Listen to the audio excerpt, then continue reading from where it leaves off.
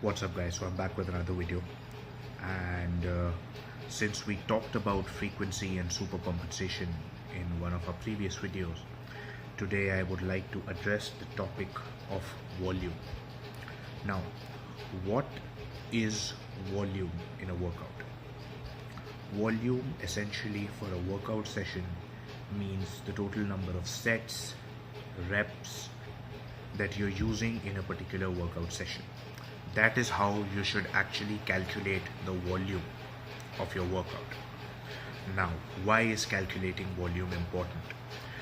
Because there is only a certain amount of volume that your body can recover from after a particular training session, right? Successfully before you start hammering at it again.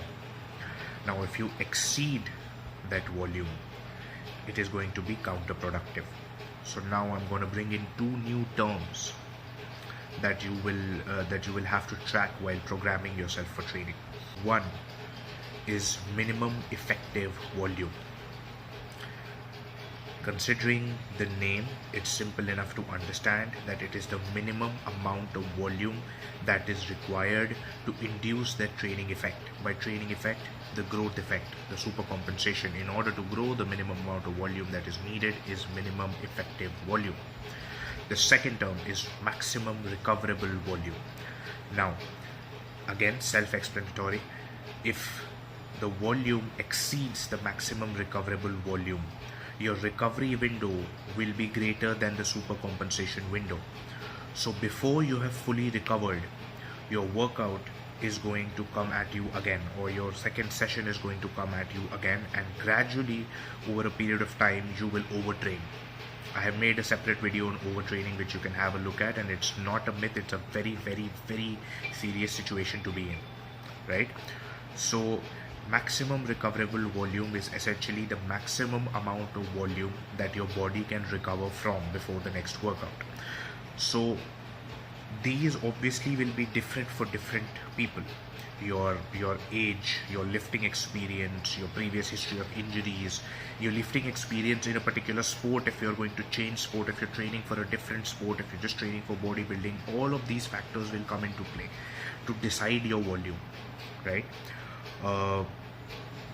Genetics also, yes, definitely genetic, but that is something that you cannot quantify. It will come by feel, but it definitely plays a part.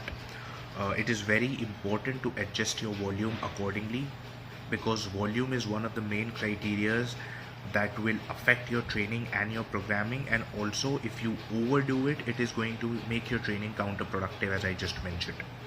So make sure that you stay within your minimum effective volume and maximum recoverable volume when you're training. That is the sweet spot of your training program, and that is what is called fatigue management. Fatigue management is a very important aspect, or probably one of the most important aspects of a training program, and the sign of a good coach is that he will make sure that your fatigue is properly managed throughout the program. Your workouts are evenly split, the frequencies are evenly split. You're not overdoing volume in either of the sessions, or you're not overdoing volume throughout the week. Generally between 10 to 20 sets per movement pattern is what the norm is, but it can be different for very experienced people and for novices as well.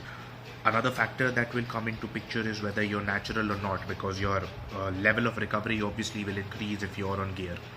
So all of these factors have to be clubbed while making your training program and while considering your volume. But the basic principle is to stay within the MEV and the MRV.